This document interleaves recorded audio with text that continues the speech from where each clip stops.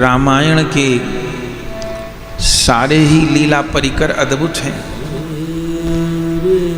पूरी रामायण ही अपने आप में अद्भुत है, लेकिन अगर पूरी रामायण में सबसे बहुमूल्य रतन कोई है तो वो भरतलाल जी। ये तो स्वयं भगवान ही अपने मुख से कह रहे हैं। कीर्तन में जिन चौपाइयों का पाठ कर रहे थे, हर चौपाई अपने आप में अमूल्य है, हर दोहा अपने आप में अमूल्य है, पर इससे ज़्यादा भरत जी की क्या महिमा हो सकती है कि सारी दुनिया तो राम राम करती है, मरते समय राम नाम मुंह पे आ जाए तो जीव का तरण हो जाए, भवसागर पार हो जाए। हम भारतवासी राम नाम लेके मरना चाहते हैं।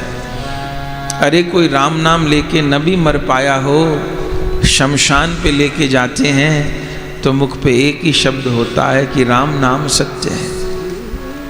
उस समय भी ये भावना है कि अभी भी राम नाम का उच्चारण करने से जाने वाले का कल्याण हो जाएगा।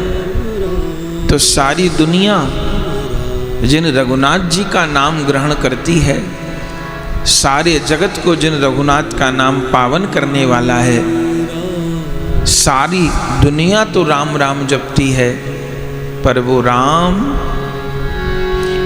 भरत सरिस को राम सनेही, भरत सरिस को राम सनेही, जग जपु राम राम जपु जेहि, जग जपु राम राम जपु जेहि। इससे बड़ी और भरत जी की क्या महिमा होगी कि भरत जी के समान श्री राम जी का स्नेही कौन है। जग जपु राम, सारा जगत तो राम राम जपता है, पर वह राम सिया सिया जपते हैं, लखन लखन जपते हैं, शत्रुघ्न शत्रुघ्न जपते हैं, हनुमान हनुमान जपते हैं। वे क्या जपते हैं? जग जपु राम राम जपु जेहि, जग जपु राम राम जपु जेहि। वे रघुनाथ निरंतर भरत भरत भरत भरत भरत भरत ऐसा जपते हैं।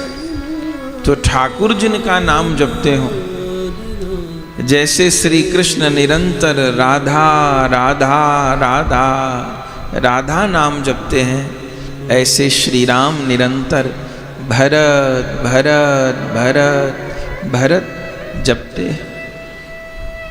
श्री कृष्ण लीला में जो गोपी तत्व है, जो गोपी प्रेम है, जो श्री राधा प्रेम है, श्री राम लीला में वह भरत तत्व है, वह भरत प्रेम है।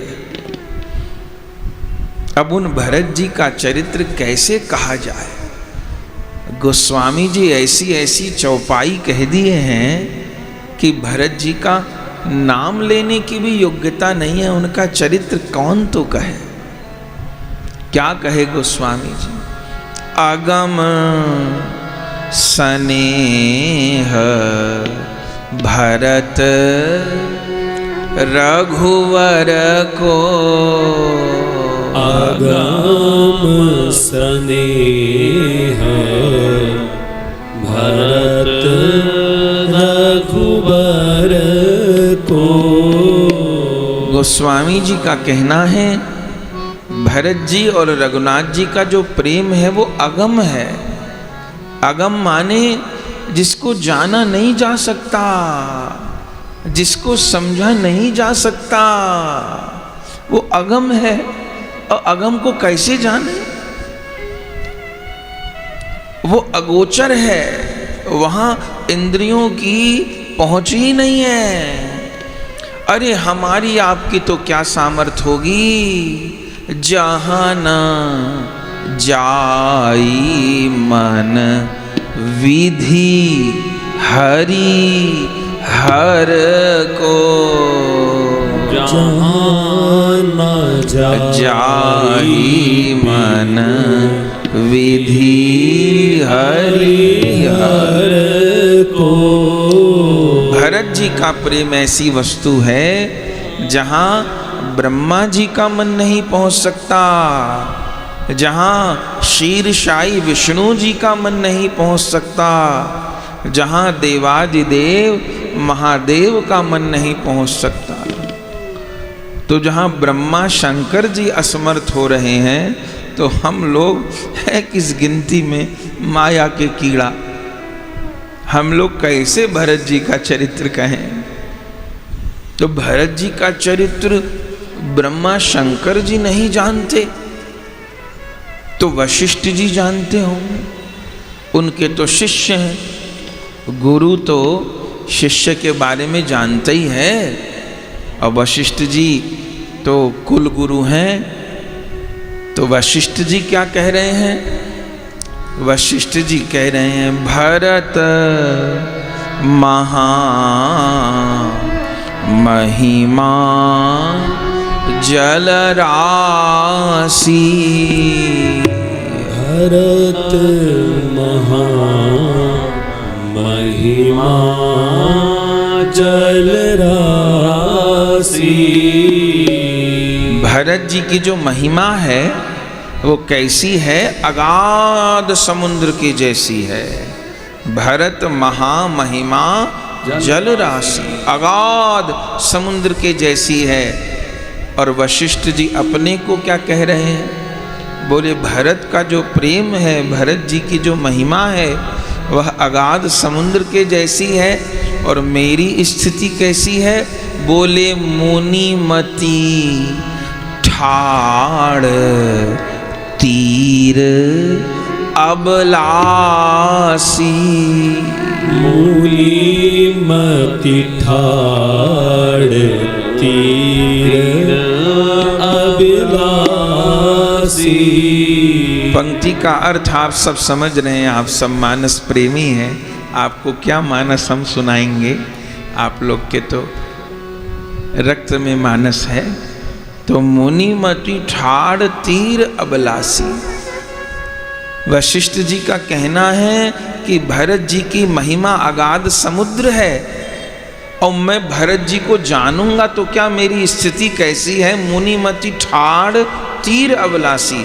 जैसे कोई अबला स्त्री सागर के तट पे खड़ी होए और सागर पार करना चाहती हो, तो एक अबला स्त्री जिसके पास धन भी नहीं है, साधन भी नहीं है, और वो समुद्र पार करना चाहे, तो जैसे एक अबला स्त्री असमर्थ होके समुद्र के तट पर खड़ी है, उसकी सामर्थ नहीं है समुद्र की ठाह पाने की। ओहो, वशिष्ठ जी कहते हैं मेरी मति भरत प्रेम के आगे कुछ ऐसी है। तो ये वशिष्ठ जी कह रहे हैं, और किसी को देखें, कोई तो मिले जो कुछ भरत जी के बारे में बता दे। अब हम लोग कैसे बोलें? कोई किसी की सुनी बात दोहराएंगे? वशिष्ठ जी कह रहे मैं नहीं कह सकूं, ब्रह्मा शंकर जी कह रहे मैं नहीं कह सकूं, तो और कोई और कौन ज्ञानी है रामायण जी में? जनक जी। जनक जी ज्ञानी राज है। जनक जी बहुत बड़े ज्ञानी हैं, विदेह राज हैं। जगदम्बा जानकी जी ने जिनको पिता होने का सौभाग्य दिया है, सुखदेव जी जैसे जिनसे ज्ञान ग्रहण करते हैं, तो वे जनक जी जरूर कुछ जानते, उनके दामाद भी लगते हैं भरत जी, तो वे जनक जी जरूर जानते होंगे। तो जनक जी का क्या कहना है? जनक जी अपनी धर्म पत्नी को कह रहे हैं, क्या कह रहे हैं? सावधान सुनो सुमुखी सुलोचनी, सावधान सुनो सुमुखी सुलोचनी, भरत कथा भवबंध विमोचनी, भरत कथा भव बंध विमोचनी। भवबंध मोचनी कहने पे भी संतोष नहीं हुआ, वी और लगा दिया है, वी उपसर्ग और लग गया है, मोचनी नहीं, इतना ही कह देते गोस्वामी जी की भवबंध मोचनी। भवबंध मोचनी माने भरत जी की कथा भवबंधन को काटने वाली है, पर मोचनी कहने पे संतोष नहीं हो रहा। बोले भरत कथा भवबंध विमोचनी, भरत कथा भव बंध विमोचनी। अच्छा, मोचनी में और विमोचनी में क्या अंतर हो? मोचन का अर्थ हो गया कि केवल भवबंधन काट दिया, तो भवबंधन काट दिया तो जीव का मोक्ष हो जाएगा। पर भरत जी की कथा केवल भवबंधन काटती नहीं है, मोचन नहीं करती, विमोचन करती है। तो मोचन विमोचन में क्या अंतर है? बोले केवल मोचन होएगा तो मोक्ष की प्राप्ति होगी, लेकिन विमोचन होगा तो मोचन के बाद में भगवान के नित्य धाम में सेवा सुख की प्राप्ति होगी। तो ठाकुर की कथा मोक्ष देती होगी, पर भरत जैसे प्रेमी की कथा तो गोविंद का प्रेम देती है, नित्य धाम में सेवा सुख प्रदान करती है। तो भरत कथा भवबंध विमोचनी, भरत कथा भवबंध विमोचनी। विमोचन करने वाली है।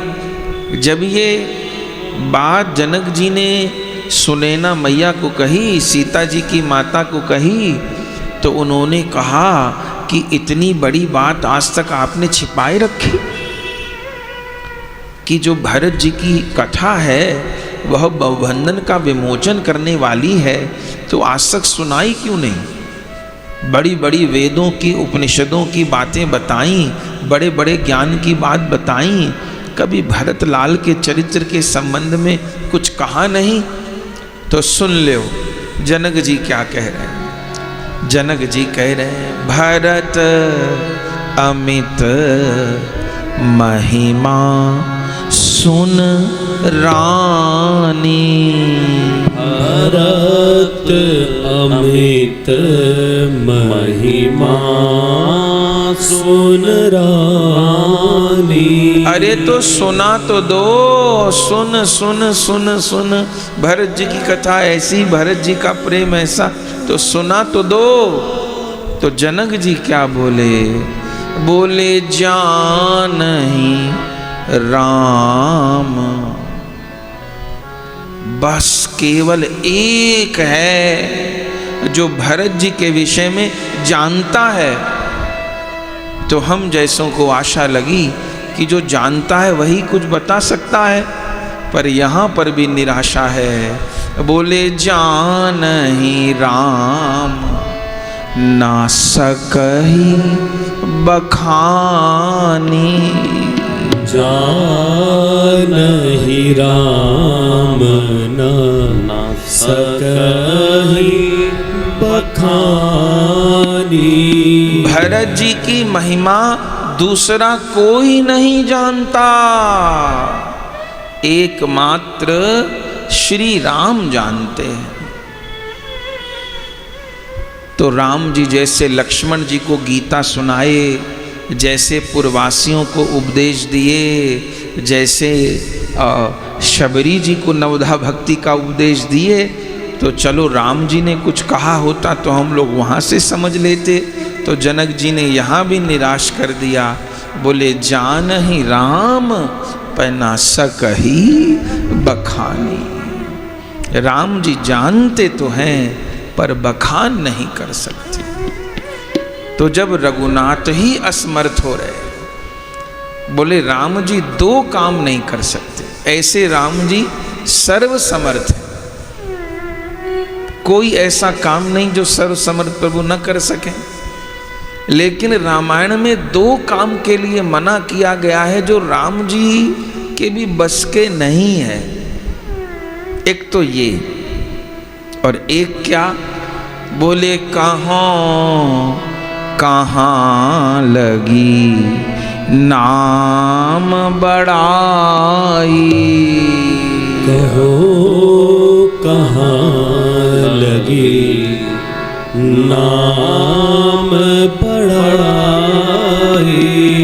राम न सकहीं नाम गुण गाई। राम न सकहीं राम गुण गाई। भगवान सर्व समर्थ हैं, करतुम अकर्तुम अन्यथा करतुम, सब कुछ करने में समर्थ हैं। पर वह श्री राम भी गोस्वामी जी के अनुसार दो कामों में असमर्थ हैं। एक तो राम जी अपने नाम की महिमा नहीं सुना सकते, और एक श्री राम भरत के प्रेम की महिमा को जानते हुए भी सुना नहीं सकते। जान ही राम न सकही बखानी। अब जब भगवान ही समर्थ नहीं है तो हम लोगों को फिर क्या आशा करनी है कि हम लोग कोई भरत जी का जस गान कर लेंगे, कि भरत जी के प्रेम की महिमा को जान लेंगे। तो क्या किया जाए फिर? विषय ऐसा है कि न तो कहो जाए और न कहे बिन रहो जाए। कहो भी नहीं जाए, पर कहे बिन रहो भी नहीं जाए। तो सागर की ठाह तो कौन पाएगा, पर सागर का दर्शन तो हो जाए बस। सागर की ठाह तो कौन पाए। सागर में कितने रतन, सागर कितना गहरा, सागर में कितने जीव, सागर में कितना जल, ये तो कौन। वे सागर का जितनी आंखें उतना दर्शन हो जाए, वह इतना ही हो सकता है शायद। तो भरत चरित्र जैसा विषय है, और श्री भरत चरित्र कहने की सुनने की फलश्रुति क्या है? तो अयोध्या कांड का अंतिम दोहा, यहीं से प्रवेश करने की कोशिश हम लोग करते हैं। क्योंकि कलयुग के लोग हैं ना, बिना लाभ जाने कुछ नहीं करेंगे। क्यों 5 दिन लगाएं, क्यों कहें और क्यों सुने। तो पहले फल को सुने, फिर कुछ और भी सुनने का प्रयास करेंगे। तो अंत में, अयोध्या कांड के अंत में क्या सोरठा गोस्वामी जी कह रहे हैं, बड़ा प्रसिद्ध है। भरत चरित करिने, भरत चरित करिने, तुलसी जे सादर सुनहि, तुलसी जे सादर सुनहि। श्री राम पद प्रेम, श्री राम पद प्रेम, श्री राम पद प्रेम, श्री राम पद प्रेम। अवश्य होई भवरस बिरती, अवश्य अवसी होई भव रस विरति अवसी होई भव रस विरति अवसी होई भव रस विरति अवसी होई भव रस विरति अवसी होई भव रस विरति। बस ये जो सोरठा है, ये सोरठा ही बार बार भरत चरित्र कहने सुनने का लोभ मन में उत्पन्न कर देता है। भरत चरित करि नेम तुलसी जे सादर सुनहि। तो मिलेगा क्या? बोले सीय राम पद प्रेम, जुगल के चरण कमल का प्रेम प्राप्त होगा। और क्या होगा? बोले अवश्य होई भव रस विरति। यहां एक बड़ी बात है कि पहले कहा कि सीय राम पद प्रेम, फिर कहा अवश्य होई भव रस विरति। इसका अर्थ क्या हो सकता है? ऐसे तो यही समझते हैं कि पहले विषय से विरक्ति होगी, तब ठाकुर जी के चरण में अनुरक्ति होगी। पर यहां गोस्वामी जी इस क्रम को नहीं मान रहे। गोस्वामी जी कह रहे हैं आप भरत चरित्र सुनिए, आपको जुगल का प्रेम मिलेगा और फिर अवश्य होई भवरस विरति। फिर अवश्य भवरस विरक्ति भी, विषय से विरक्ति भी हो जाएगी। अर्थ क्या है? बोले और जितने साधन हैं वो साधन बिना विषय रस से विरक्ति के भगवत प्रेम प्रदान नहीं करेंगे। माने नाम जब भी बिना विषय रस विरक्त हुए भगवत प्रेम प्रदान नहीं करेंगे। धाम वास भी माने जब तक विषय से विरक्ति नहीं होगी तो धाम वास भी भगवत प्रेम जुगल प्रेम प्रदान नहीं करेंगे। और जितने भी साधन हैं अध्यात्म जगत के, भक्ति के अंग हैं, ये पहले विषय से विरक्ति करेंगे तब भगवत अनुरक्ति दान करेंगे। लेकिन भरत चरित सुनने की जो सबसे बड़ी महिमा है वो ये है कि विषय रस से विरक्ति होती रहेगी। जब होएगी पहले जुगल का प्रेम मिल जाए, ये एक बहुत बड़ी बात है। ये एक बहुत बड़ी बात है। और सब साधन में पहले साफ होइए, पहले पवित्र होइए, तब गंदे बर्तन में सामग्री नहीं डाली जाएगी।